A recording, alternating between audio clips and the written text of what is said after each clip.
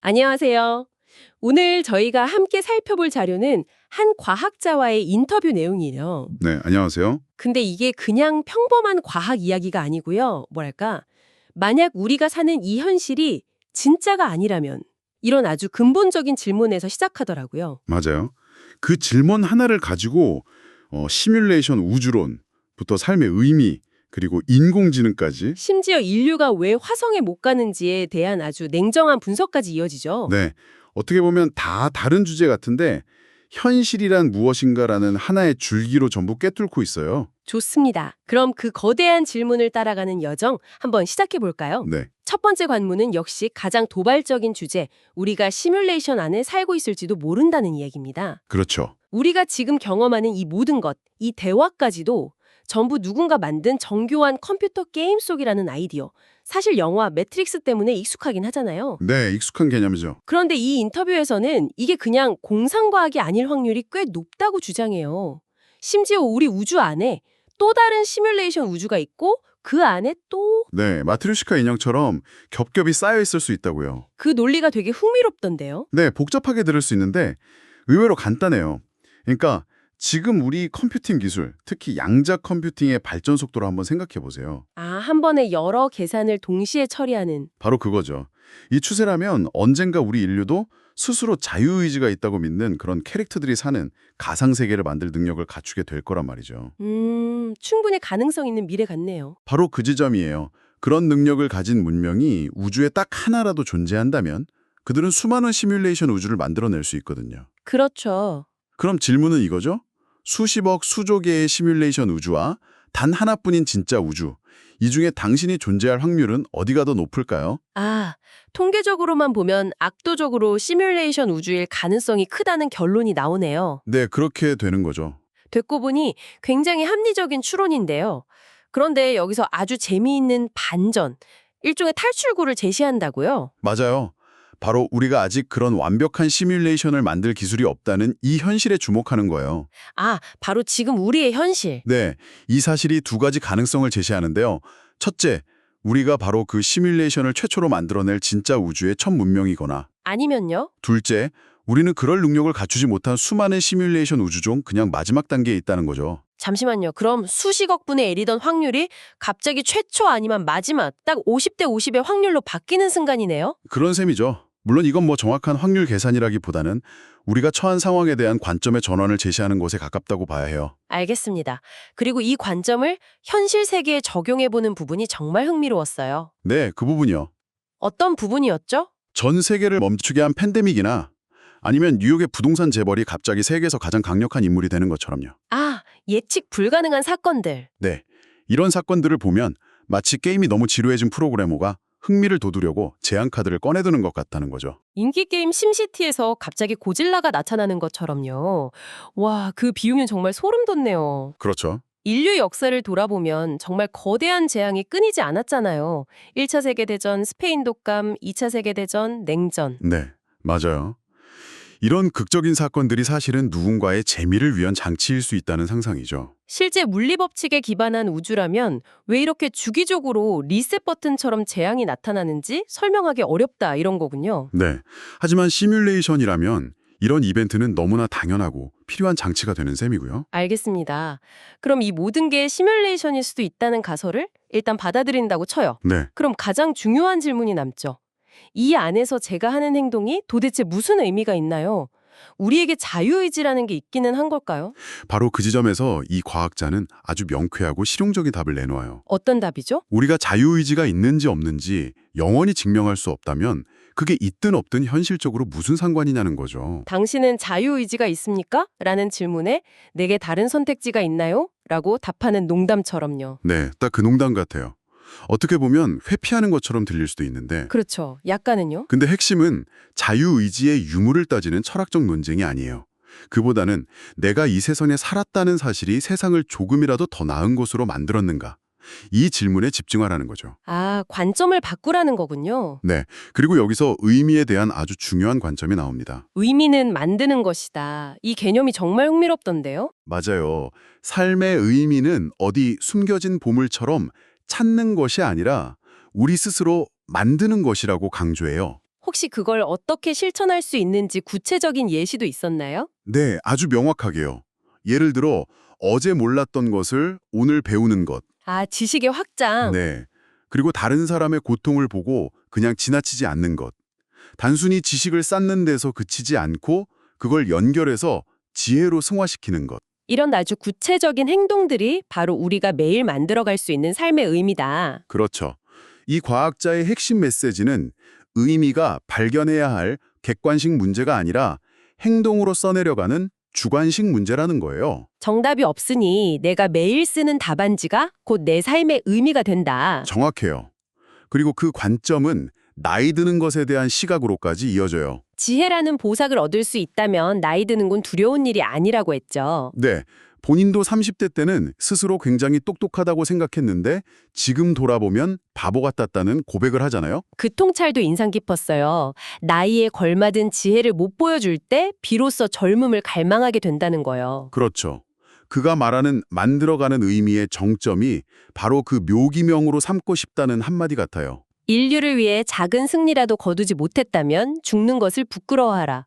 정말 강력한 메시지입니다. 네, 스스로 삶의 의미를 만들어가야 한다는 말이 참 와닿는데요. 그런데 만약 우리에게 그 의미를 만들 시간이 영원히 주어진다면 어떨까요? 생명 연장의 문제. 네, 이 과학자는 바로 그 지점에 대해 아주 흥미로운 반론을 제기합니다. 탈출 속도라는 물리학 용어를 빌려서요. 네, 그렇죠. 면역 의학 기술이 발전해서 우리가 1년을 늙는 동안 기대 수명이 1년 이상씩 늘어나는 시점. 그 시점이 오면 이론상 영원히 살 수 있게 된다. 네. 생각만 해도 엄청나죠? 인류의 오랜 꿈이잖아요. 그런데 왜 그걸 반대하는 거죠? 자원이 부족해질 거라는 건 쉽게 예상할 수 있는데 더 중요한 이유가 있다고요. 맞아요. 그가 지적하는 더 심각한 문제는 바로 문명의 정체입니다. 문명의 정체요? 네. 역사적으로 새롭고 대담하고 때로는 위험하기까지 한 아이디어는 대부분 젊은 세대에게서 나왔다는 거예요. 그렇죠. 그런데 기존의 기득권을 가진 세대가 죽지 않고 영원히 사회의 중요한 자리를 차지하고 있다면 어떻게 될까요? 아, 새로운 생각이 묵살되고 사회가 고여버리겠네요. 바로 그거죠. 인류 전체의 발전과 진보가 멈춰버릴 거라는 아주 날카로운 지적이에요. 듣고 보니 일리가 있네요. 인간의 발전이 멈춘다면 어쩌면 그 자리를 인공지능이 대신하게 될지도 모르겠군요. 정확히 그 지점으로 이야기가 넘어갑니다.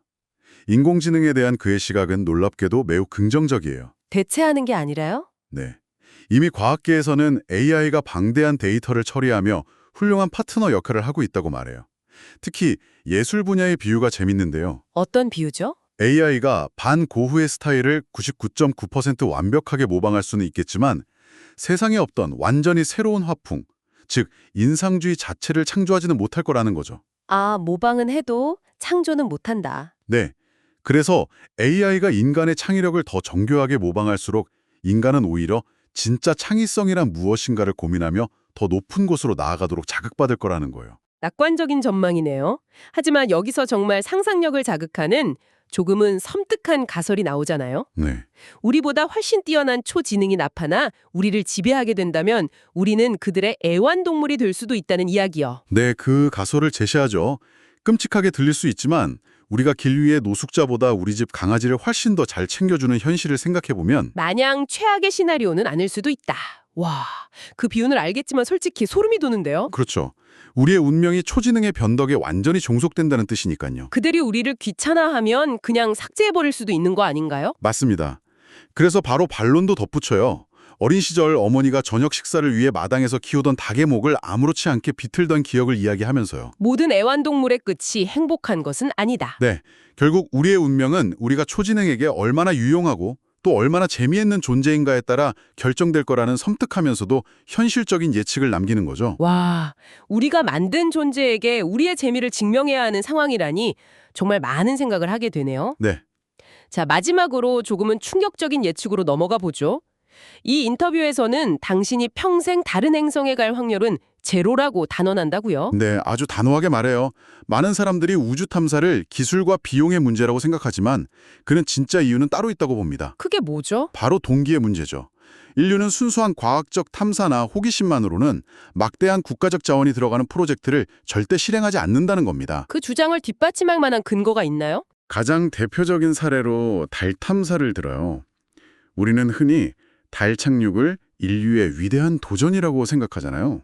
네, 꿈의 실현이라고 배우죠. 하지만 실상은 냉전 시대에 소련과의 체제 경쟁에서 이기기 위한 지정학적 목적이 전부였다는 거예요. 존 F. 케네디 대통령의 그 유명한 연설도요. 네.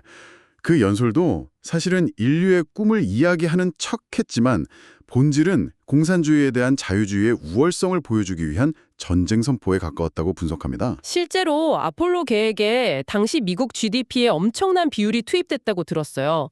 전쟁 수준의 비용이었던 거죠. 맞아요. 그리고 그 증거는 너무나 명확해요. 달에 막상 도착해보니 경쟁자였던 소련은 보이지 않았고 그 순간 프로젝트의 동력이 사라졌다. 네, 모든 준비를 마치고 발사대에 서기 직전이었던 아폴로 18호가 계획이 취소된 채 지금 박물관에 누워있다는 사실이 이를 상징적으로 보여주죠. 이길 상대가 사라지자 게임이 끝나버린 거군요. 정확합니다. 과거에는 신이나 왕의 영광을 위해 피라미드나 대성당을 지었지만 세속화된 현대사회에서 국가적 자원을 총동원하게 만드는 동력은 오직 돈과 전쟁뿐이라는 거예요. 그래서 화성 탐사도 마찬가지라고 보는 거군요. 네. 일론 머스크 같은 인물이 아무리 노력해도 국가 단위의 경쟁이 없으면 한계가 있다는 거죠. 만약 중국이 화성에 먼저 깃발을 꽂고 여기에 있는 자원은 전부 우리 것이라고 선언하는 것과 같은 그런 극적인 지정학적 위협이 발생하지 않는 한 인류가 막대한 비용을 들여 화성으로 향할 일은 없을 것이다.